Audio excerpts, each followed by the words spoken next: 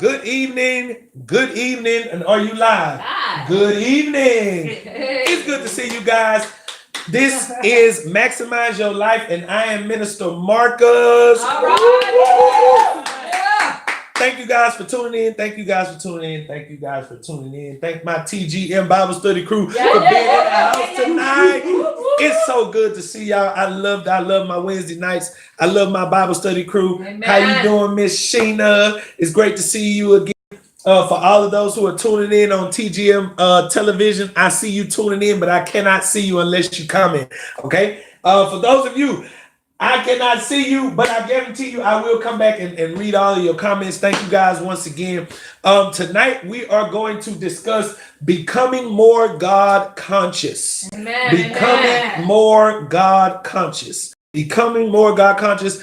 And I really hope that this lesson is going to bless you. What I intend to do, what I spoke to my Bible study crew is I intend to get you guys to the point where you can utilize the Bible in your everyday life. And this is what Maximize Your Life is all about. Maximize Your Life is about taking the principles that are stated, that are discussed or illustrated in the Bible and putting them to work and bringing them alive in our everyday life. And so it is my intention that by the time you guys are done, or that by the more you guys tune into the Bible study, the more that you can see God moving and activating in your life, not just because I'm saying it, but because you're actually implementing it and you're going to be able to see God actually move and bless your life. Amen. With that, I am going, all right, I'm at 2 minutes. So I'm going to try to stay within my 30-minute limit. We are going to Psalms number 19.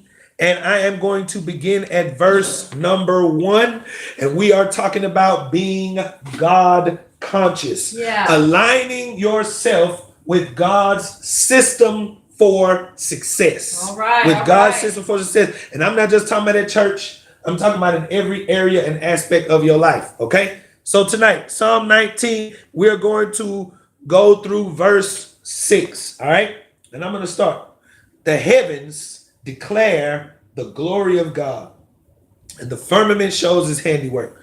I'm trying to say, Minister Marcus, what does that got to do with my life? We're going to talk about it. Day by day utters speech, and night by night shows his knowledge.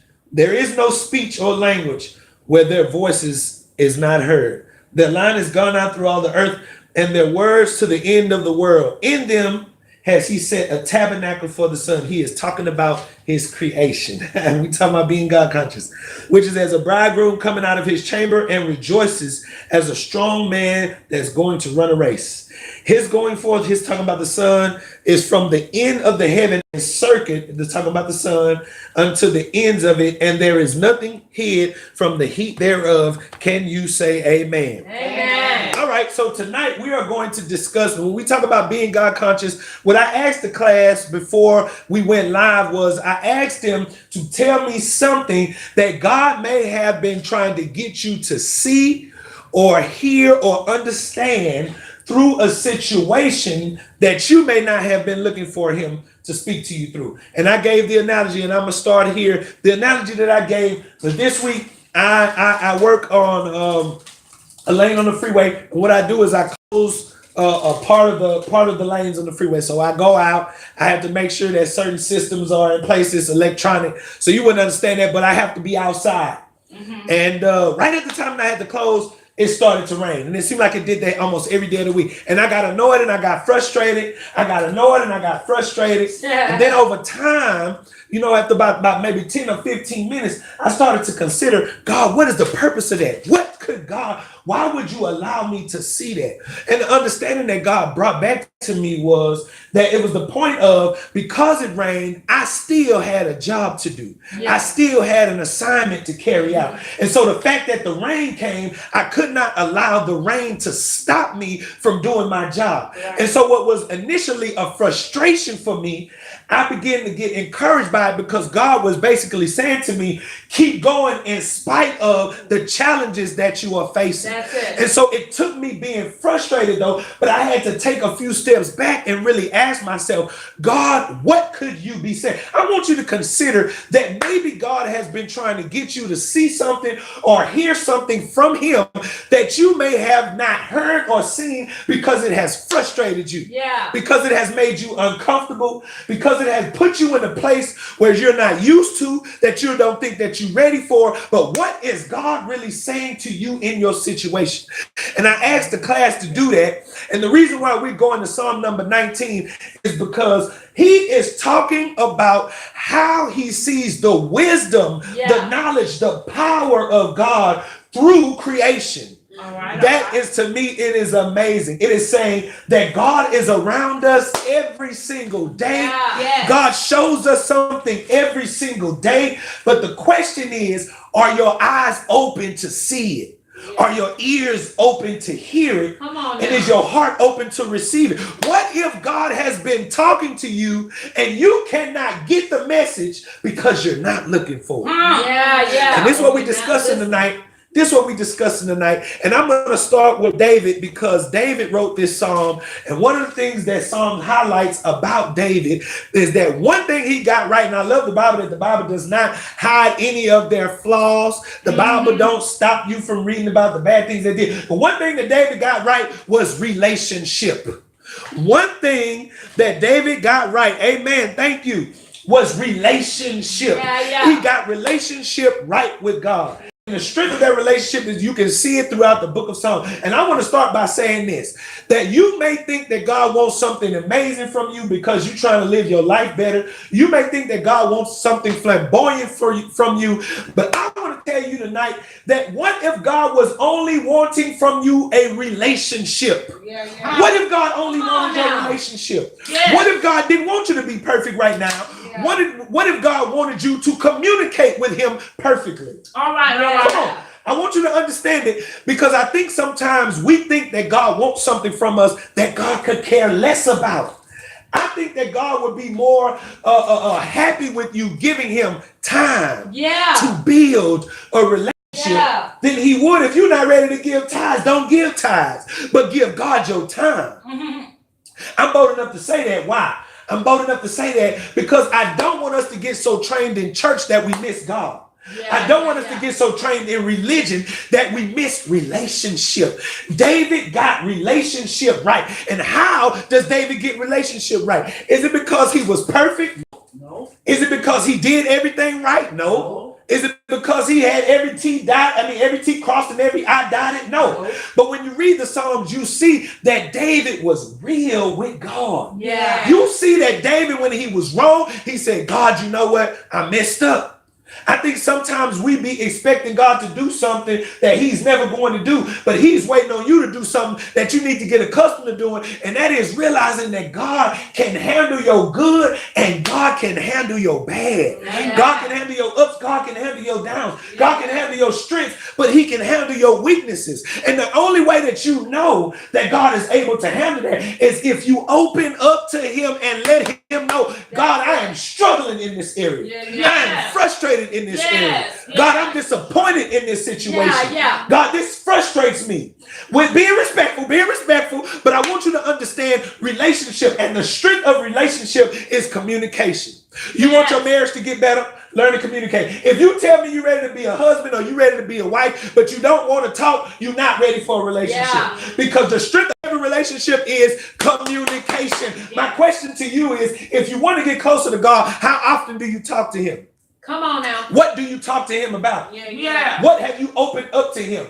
What have you made known to him about you that he already knows, but he wants you to tell him and engage him in conversation? I want to highlight relationship because I feel like God is speaking to somebody tonight. He wants your relationship. That's it. Communication is key. Communication is the strength to every relationship. It's impossible to have a relationship without communication. It's impossible to have a relationship without communication. It's impossible to get close to somebody without communication. It's impossible to get close to God without communication. It's impossible to repair relationships without communication. Yeah, that's You right. got to talk about it. You got to open up about it, and you got to be honest about it. Yeah. All right, communication.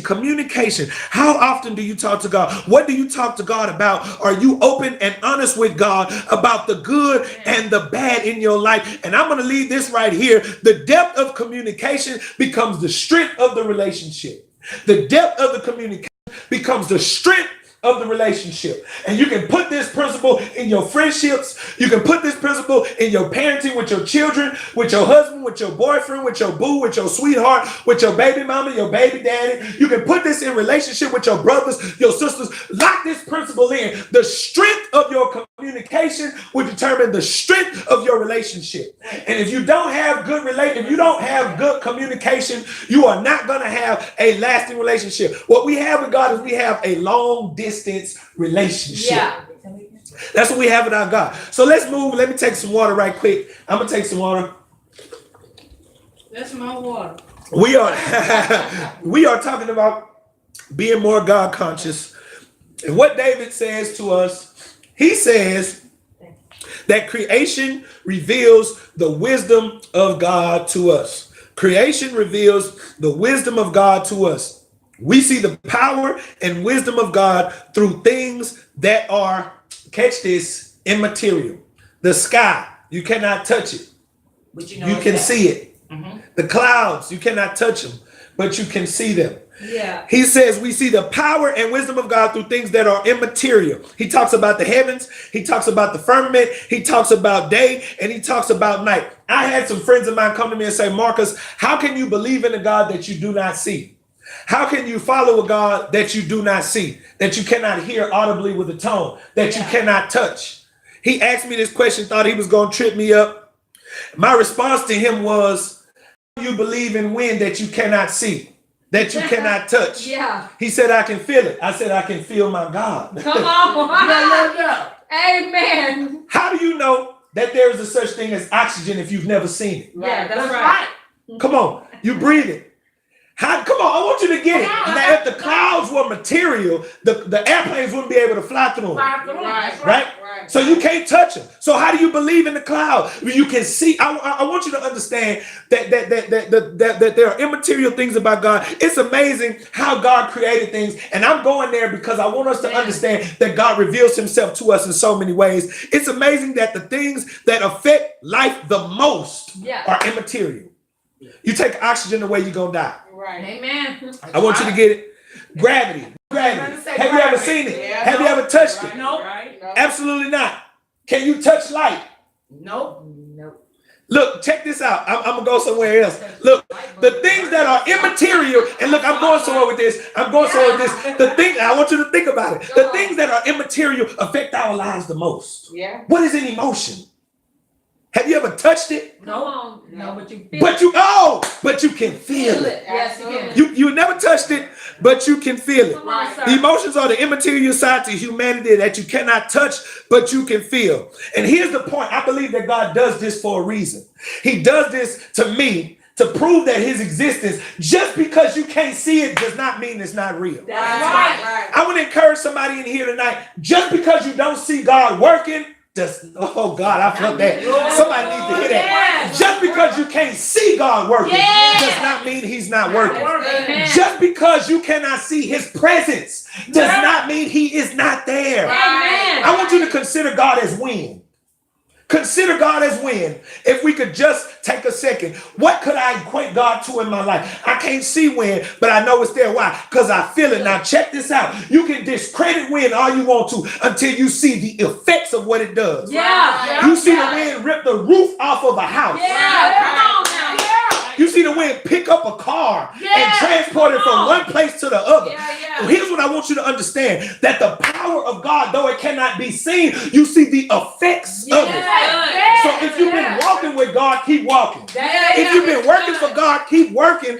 Because just because you can't see him, you see the effects of what he does. And if you keep your faith where it is, I guarantee you, I don't know who this is for tonight, but if you keep your faith where it is, you may not feel him while he's working around you, but you will be able to see the effects of what he does. Yeah. Who would have ever thought that something as simple as wind could pick up an 18-wheeler and transport it from one side of a town to a whole nother city. And when God says to you, come on, I'm able to do exceedingly abundantly above all you can ask or to think. When you go outside and you feel a gentle breeze on your hand, this ain't nothing. This ain't no power. Yeah. And the devil will make you discredit God because you can't see him. But I want you to think of him as wind. Because when the wind gets to rushing, nobody can stop it. Yeah, right. Nobody can stand it. And we be trying to find shelter. And I want you to understand something about our God. When God begin to move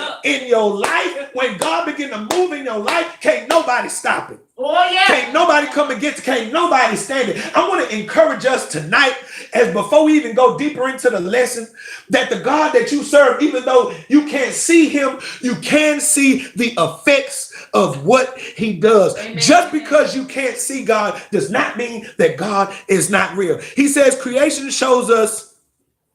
Now check this out. I want you to get this. I gave my Bible study crew who was here tonight some papers, and I ain't gonna tell you what's on the papers because that's just for us. Okay. But I want you to get it.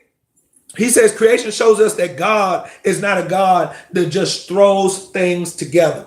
That's right. Creation shows us that God is not a God that just throws things together. He talks about day. He talks about night. He talks about sun. He talks about the day and night, the sun and the moon, and how the sun rises on one side and sets on the other side. I don't think he knew it, but we know it as what is called a solar system. And I don't want to go too quick, but it shows us that God is strategic and he is intentional in the things that he does. He is strategic and he is intentional in the things that he does. He places the sun and moon not for appearance, but for specific purposes. I want you to understand it now, and I want you to walk with me. The earth rotates around the sun.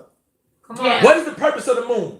The moon is not just there to see something at night. The moon stabilizes the earth as it rotates on its axis. I just found this out. I just found this out. You know, my son, they in school, they learned about this, but it's been some years for me, all right? But how it works is the solar system, and the sun is the center, right? Yeah. And everything around the sun. For y'all papers, y'all can put that. Everything rotates around the sun, and the sun gives and sustains the life. Now, I want you to catch this because, and I ain't gonna move too fast, but with the sun and the moon, they are there to stabilize. The earth rotates around the sun, but the moon stabilizes our rotation and keeps us straight. And I want you to get it that God puts things in place for a purpose. I'm gonna say that again, that God puts things in place for a purpose. When I look at creation, I see that God puts things in place for a purpose. That's right. He put the sun a specific distance from the earth. If it was any closer, it could not sustain life. It was any farther. I want you to understand what I'm saying. If it was farther, it could not sustain life. But it has been placed strategically and intentionally to support our life. What if I was to tell you that there are some things in your life that God placed for a purpose? Yeah. What if I was to tell you there are some situations? I know you don't want to hear it, but what if I was to tell you that God put some situations in your life for a purpose? Yeah. And when you look at the sun and the moon, it looks pretty outside on a sunny day. The moon looks nice when it's full at night. Yeah. And it looks like it's just for a show, but it actually has a purpose.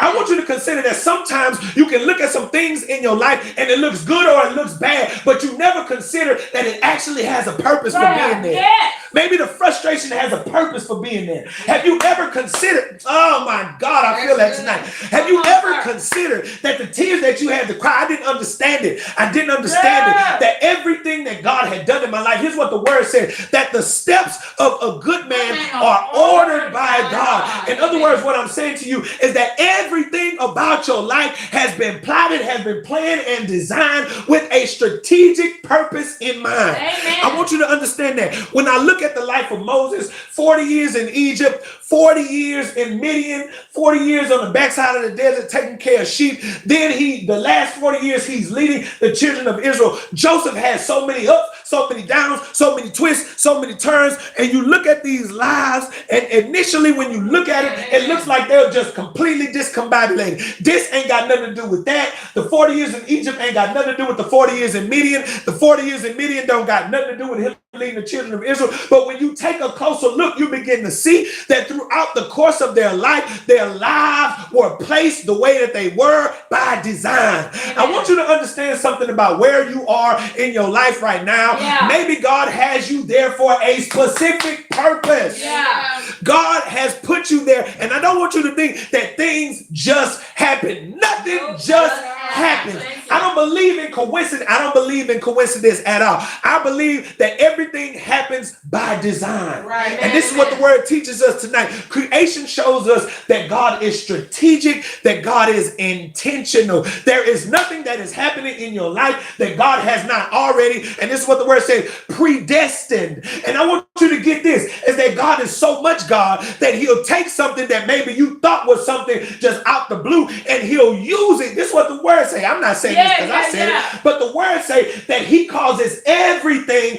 to work together for good. So that at the end of the day, it's still it's still a purpose for me going through everything what I went through, for me dealing with everything that I dealt with, for me being frustrated. It was a purpose for it. I don't know what the purpose is, but and this is why I want to encourage you tonight. I want to encourage you by telling you that our God is strategic, our God is intentional. I want to encourage you by saying that to let you know that the God that you serve does not have you where he has you just to see you mad, just to see you hurt, just to see you frustrated, just to see you broke. There is a purpose for it. Come on, say this after me. Say, I gotta trust God. I don't know what it is, God, but I gotta trust you. You have got to believe that God is doing something greater in spite of what you're going through. You gotta believe that. I had to look at my situation, and I got to the point in my walk with God where I have to start telling God, I don't know what, I have to tell God this. I don't know what you're doing, and it hurts me right now. But I know that you didn't allow me to be hurt unless it was for a significant purpose. I have to remind myself that God is not out to hurt me. And even when it does hurt, I have to train my mind to keep trusting God. And I will consider how many prayers has he already answered? Amen. How many prayers has he already done? How many things has he already made a way for? What kind of things has God already done in my life? And I have to use that as my encouragement. I know if I'm crying right now, it's not because he want to see me cry, but there is a purpose for my pain. The God we serve is an intentional God. And if he sends you through it this way, the only way that you could have got it is if you go this way. Amen. I want you to understand it, that God is strategic, that God is intentional. God has your life strategically planned. All right. And I'm going to move here. And look, I hope I stay under my 30 minutes because we're at 22. Creation shows us we're talking about becoming more God conscious. Becoming more God conscious. Creation shows us not only is God strategic, not only is God intentional, but God is systematic. God is systematic. I'm going to say that again. God is systematic. Day and night. Get it? Day and night. The first one is God is intentional. God is strategic. God is systematic. Day and night. Seed time and harvest. Sun and moon. I want you to get it. Our God is systematic. Day and night. The sun rising and setting speaks to a system that God puts together. What is the system called? We call it day and night, but it is actually what day and night actually is. It is the result of the solar system. Come on, say it again. Our day and night is actually the result of what we have come to know as the solar system. That's right. Now I want you to get it. That's why I said it again. Our God is systematic. All right, I want you to get it. Our God is systematic. Everything functions because of the system. Life as we know it is able to exist because of the various systems working simultaneously. And I'm going to say this before we go into it. Life without systems is chaos. Could you imagine having lungs without having a respiratory system? Come on. Could you imagine having a heart without having a nervous system? What does the system do? The system, come on, the system regulates the thing. Come on. So it takes the blood from one part to the next part, Yeah. but it all works together in a system, right? And the system is what makes everything work. I want you to get it because this is going to lead into the next part of this lesson next week. I was about to leave y'all hanging, but I ain't gonna do all that. All right. So God is a systematic God. Say this. Say God has a system. God has a system. Say that again. Say God has a system. God has a system. I want you to understand that God has a system. My question is, do you know God's systems? Do you know God's systems? Not only is there a system for the solar system, not only is there a respiratory system, not only is there an ecosystem, not only is there a weather system, not only is there a nervous system, but also there is a system to being a husband. There's a system to being a wife. There's a system to being a parent. There's a system to managing money. And not just any system. I'm talking about God's systems. And when I say systems, the way you go about doing things in your life. God has put things together in a certain way. Right? And what I'm saying, this is leading into our next week lesson. But God is a systematic God. When I say systems, I want you to think of it as the way you go about doing things in your life. And I think one of the biggest killers about us who call ourselves Christians is because we know the church system. We confuse the church system with God's system. And so we go to church, we shout, we pay our tithes, and we think that that is the key to living a blessed life. But I want to tell you that it is very possible to be saved and not see success in your life. And it may not be nothing wrong with your mind. It may not be nothing wrong with your gifts. May not be nothing wrong with your talent. But it may be something wrong with your system. Come on, I want you to get it tonight. I want you to get it tonight. It may be something wrong with your system. It's possible to be saved without seeing success because you live according to the wrong system. And I want to tell you, you cannot live a new life with an old system. When I first got my PlayStation 3, I'm going to testify tonight. Come on now. When I first got my PlayStation 3, I had a PlayStation 2 before that. And on PlayStation 2, you could play PlayStation 1 and 2 games. So I thought that I could plug in my a new PlayStation 2 game into my new PlayStation 3. All right. But I soon discovered that even if it is a new thing. All right. So I had an old computer, right? I had an old one. I was too cheap to buy a new one before I bought this one. I say, I'm going to save me some money. I ain't going without that technology, right? So they had some different gadgets that you could plug in to the USB. Right? So I plugged them in and I was wondering why my stuff wasn't working. I took it to the shop and the dude told me, he said, look, this stuff is new and it will not work on this old system. I want you to understand something about your life. When you say you're coming into the knowledge of God, when you say you want to change your life, you cannot see the blessings of God living according to the old system. New software will not work in old systems. There is nothing wrong with you. And this is why he says, take my yoke upon you and learn of me. It is God's way of saying, get in sync with me and learn my system for success. I know a lot of people who go to church every Sunday but are not seeing the power of God manifest in their life. And my question is, what's the point of going to church if you can't see God's power in my life? Church is designed to get you ready. This is not where it stops. This is where it starts. And if I'm not seeing it in my life, what's the point of me going? I want you to understand something tonight. We're going to stop right there. But I want you to consider how many things that you have missed that God may have been trying to talk to you because you got frustrated, because you got your feelings hurt, because you got annoyed, because you got uncomfortable, because you was in a place that you felt like you ain't want to be, that you ain't deserve to be, that you ain't need to be, that you was put in a situation that you felt like you should be beyond. But I want you to consider tonight that God may be trying to get you to change your system. I had to change my system from getting frustrated when things didn't go my way to responding in faith. That is a different system. I want you to understand that God may be trying to get you to understand my systems are different. Yes. And if you want to see success, you got to go by my system. Yes. And here's what I want you to understand. When we talk about getting more God conscious, it's understanding how God would have us to live. So my question is, do you know God's systems? Yeah. And if you don't know God's systems, stay tuned because I'm going to talk about it some more next week. Come on, give God a hand. Amen, amen, amen, amen. Thank you guys for tuning in. God bless you. God bless you. God bless you. I do read the comments. If God is blessing your life, please leave it in the comments. Comment on our page. Let us know that you are being blessed by our ministry. I thank God for all of you who are tuning in. And you know what? Most of all, I'm going to ask you guys to do something. Invite somebody else to tune in next week. Invite somebody to tune in next. If this is blessing your life, I'm sure to bless somebody else's life. Thank you, my Bible study crew, for showing up tonight. Yes, I love it.